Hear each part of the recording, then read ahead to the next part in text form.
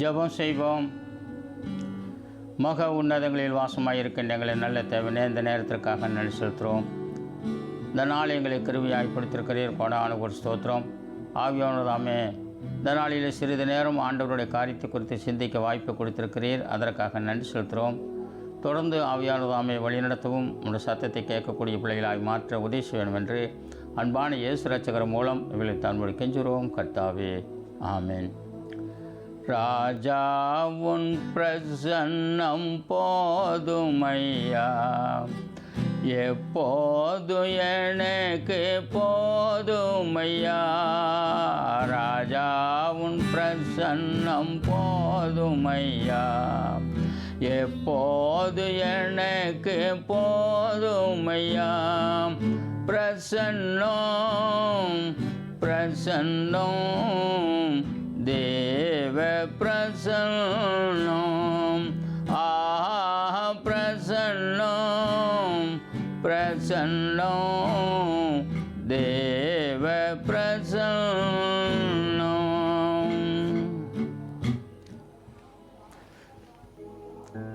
இன்றைய கர்த்தருடைய செய்தியினுடைய தலைப்பு, பாவம் செய்கிறவன் பாவத்துக்கு அடிமையாகிறான். பாவம் செய்கிறவன் பாவத்திற்கு அடிமையாகிறான் என்று சொல்லி யோவான் எழுதின நற்செய்தி நூல் 8ஆம் அதிகாரம் 34வது வசனத்தில் நாங்கள் பார்க்குறோம்.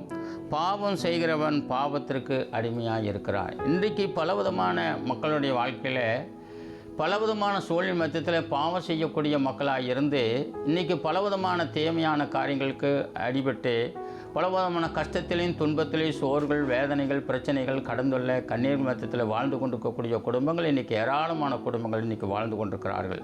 பாவம் செய்கிறவன் பாவத்திற்கு அடிமையானபடினாலே அந்த பரிசுத்தமான ஜீவியத்திற்கு வாழ்வதற்கு வழி தெரியாத நிலைமையில் பாவத்திற்கு துணிகரமான பாவத்தில் இறங்கி பலவிதமான பாவத்தினாலே பலவிதமான குடும்பங்களை இன்றைக்கி சின்ன வினமாகி சிதறடிக்கப்பட்டு பலவிதமான சோதனைக்குட்பட்டு பலவிதமான நிலைமையிலும் கூட கர்த்தரை விட்டு விலகி ஏராளமான ஜனங்கள் ஆண்டவருடைய காரியத்தை விட்டு விலகி செல்வதை நாங்கள் பார்க்கிறோம். ஆகவே இப்படிப்பட்ட நிலைமையில் ஆண்டவருடைய பார்வைக்கு நீங்கள் வருகிறோம். பாவம் செய்கிறவனுடைய வாழ்க்கையில் பலவிதமான வியாதிகளும் அந்த இடத்துல வருகிறதை இதை நாங்கள் பார்க்குறோம். இஸ்ரவேலின் தேவனாகிய கர்த்தர் உன் நடுவில் இருக்கிற போது தீங்கை காணாது இருப்பாய் என்று சொல்லி வேதத்தில் சொல்லப்படுகிறது.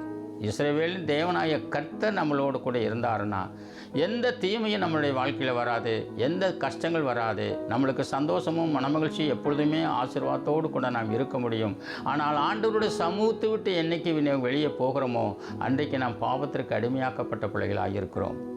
ஆதியாகமத்தினுடைய புஸ்தகம் 3ஆம் அதிகாரம் 9வது வசனத்தில் பார்க்கிற போது, ஆதாமே நீ எங்கே இருக்கிறான்னு சொல்லப்பட்ட கேள்வி அந்த ஆண்டவருடைய சமூகத்தை விட்டு வெளியே போனபடினாலே, ஆண்டவருடைய வார்த்தைக்கு அவள் செவி சாய்க்காத போனபடினாலே இன்னைக்கு உலகமே பாவத்துக்குள்ளாக்கப்பட்ட நிலைமைக்கு போய்கொண்டிருக்கிறது என்பதை குறித்து நாங்கள் அறிந்திருக்கிறோம். ஆகவே அப்படிப்பட்ட நிலைமையில் நம்முடைய வாழ்க்கையில் பாவம் ஒரு மனிதனுடைய வாழ்க்கையில் பலவிதமான காரியத்தை செயல்படுத்தி கொண்டிருக்கிறதை நாம் அறிந்து நம் பரிசுத்தமான வாழ்க்கைக்கு வழிகாட்டக்கூடிய வேத புஸ்தகத்தில் வேதத்தில் சரியானபடி நம்மளுக்கு வழிகாட்டி கொண்டிருக்கிறது. நல்ல வழி இருக்கிறது, நலவில்லாத வழியும் இருக்கிறது, கோணலான வழியும் இருக்கிறது, செம்மையான வழியும் இருக்கிறது.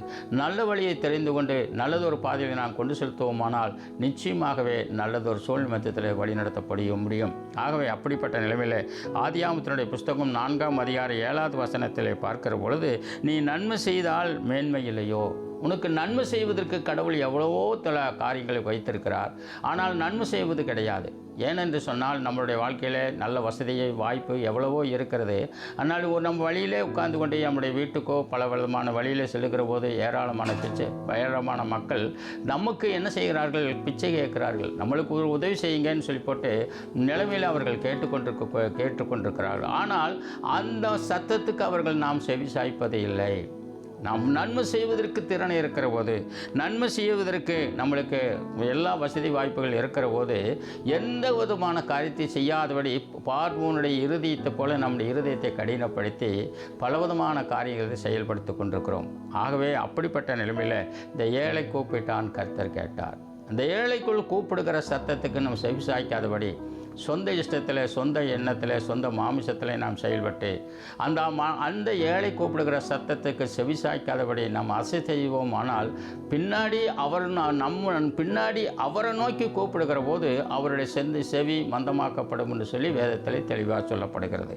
இந்த ஏழை கூப்பிடுகிற சத்தத்துக்கு நாம் செவி சாய்க்காதபடி, நன்மை செய்ய திறன் இருக்கிற போது செய்யாது இருக்கிற போது அது பெரிய பாவம் என்று சொல்லி இந்த வேதத்தில் தெளிவாக சொல்லப்படுகிறது. ஆகவே அப்படிப்பட்ட நிலைமையில் நியாயாதிபதியினுடைய புஸ்தகம் 14ஆம் அதிகாரம் 7வது வசனத்தில் பார்க்கிற போது ஆண்டவருடைய சமூகத்தில் இந்த சிம்சோனுடைய வாழ்க்கையில் கடவுளுக்கு பிரியமான மனுஷனாய் ஆண்டவரை கர்த்தரால் தெரிந்து கொள்ளப்பட்ட மனுஷன், கர்த்தரால் தெரிந்து கொள்ளப்பட்ட மனிதனாக இருந்தான். ஆனால் ஆண்டவருடைய சமூகத்தில் இச்சைக்கு உட்பட்டிருந்தபடினாலே, இச்சைக்கு ஆட்கொண்டிருந்தபடினாலே அவனுடைய எல்லா பலங்கள் குறைந்து, கடவுளுடைய ஆண்டவர் கொடுக்கப்பட்ட ஆவியானவருடைய பலம் எல்லாவற்றையும் குறைந்து புறஜாதிகளுக்கு மத்தியத்தில் அவன் கேவலக்கூடிய நிலைமைக்கு வந்தது என்று சொல்லி இந்த வேதத்தில் தெளிவாக சொல்லப்படுகிறது. ஆகவே அப்படிப்பட்ட நிலைமையில் பாவம் செய்கிறவன் பாவத்துக்கு அடிமையாக இருக்கிறான்.